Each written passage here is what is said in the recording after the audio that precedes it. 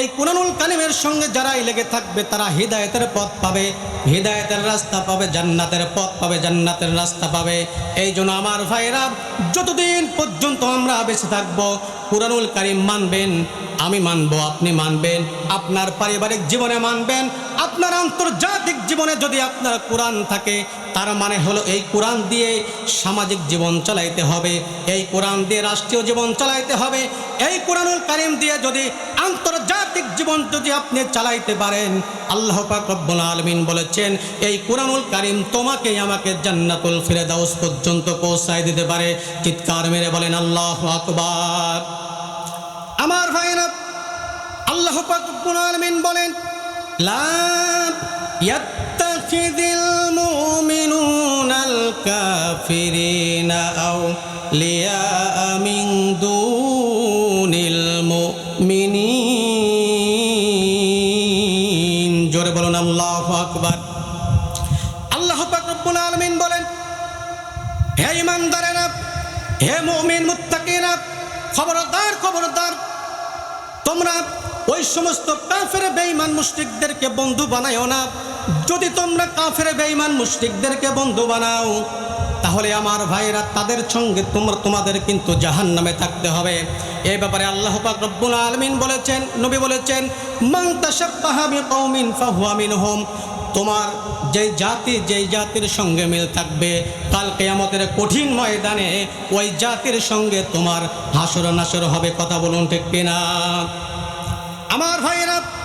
তাই আসুন এই কুরআনুল কারীমকে মানতে হবে, কুরআনুল কারীমকে ফলো করতে হবে অবশ্যই। যদি আমরা জান্নাত চাই, জাহান্নামের আগুন থেকে যদি আমরা বাঁচতে চাই আমার ভাইরা, কিন্তু আশ্চর্যের কথা হলো, সব থেকে দুঃখের কথা হলো, আমরা যারা সমাজের ইমাম, আমাদেরকে আপনারা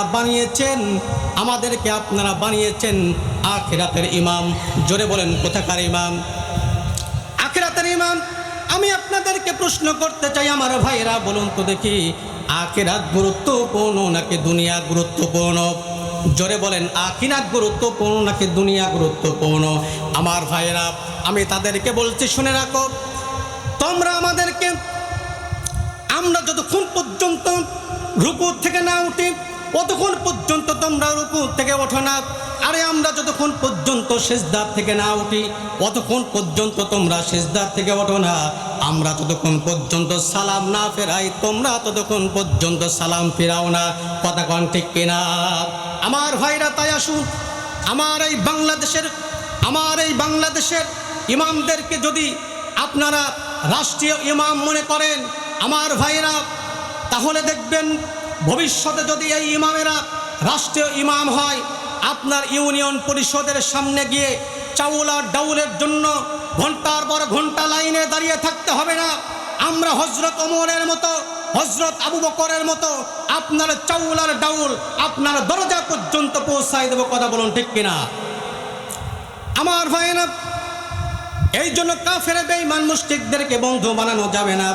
যদি আমরা তাদেরকে বন্ধু বানাই, তাদের সঙ্গে কিন্তু আমাদেরকে জাহান্নামে থাকতে হবে। এ আমার ভাইরা, খেয়াল করুন, যেই সূরাটার সামনে আমি আপনাদের সামনে তেলাওয়াত করলাম, সূরাটার নাম হলো সূরাতু আল ইমরান। জোরে বলুন, সূরার নাম কি? সূরাতুল আল ইমরান। আমার ভাইরা, এই সূরা আল ইমরানের 28 নম্বর আয়াতে কারিমা তেলাওয়াত করেছি। আল্লাহ বলেছেন ঈমানদার কখনো কাফের বেঈমান মুশরিকদেরকে বন্ধু বানাবে না। ঈমানদারকে বন্ধু বানাবে, মুমিনদেরকে বন্ধু বানাবে। কথা বলুন ঠিক কিনা আমার ভাইরা? যদি আপনার বন্ধু হয় কাফের, তাহলে ওই কাফের কিন্তু আপনাকে কাফের বানানোর জন্য চেষ্টা করবে। আরও আপনার বন্ধু যদি হয় হিন্দু, আপনাকে কিন্তু হিন্দু বানানোর জন্য চেষ্টা করবে। আপনার বন্ধু যদি হয় কাফের, ফাসিক, ফুজ্জার, আপনাকে কিন্তু ওই সমস্ত তাদের দলে নিয়ে যাবে। কথা বলুন ঠিক কিনা আমার ভাইরা? কিন্তু আমরা যদি ইমানদারদের সঙ্গে বন্ধুত্ব বানাই, আর যদি ওই ইমানদাররা যদি আমাদের বন্ধু হয়ে যায়, নামাজি লোক যদি আমাদের বন্ধু হয়ে যায়, আরে কোরআনওয়ালা যদি আমাদের বন্ধু হয়ে যায়, আল্লাহ পাক রব্বুল আলামিন তাদের কারণে, তাদের সঙ্গে আমাদেরকে ওই জান্নাতুল ফিরদাউস পর্যন্ত পৌঁছায় দেবে। জোরে বলুন আল্লাহু আকবার।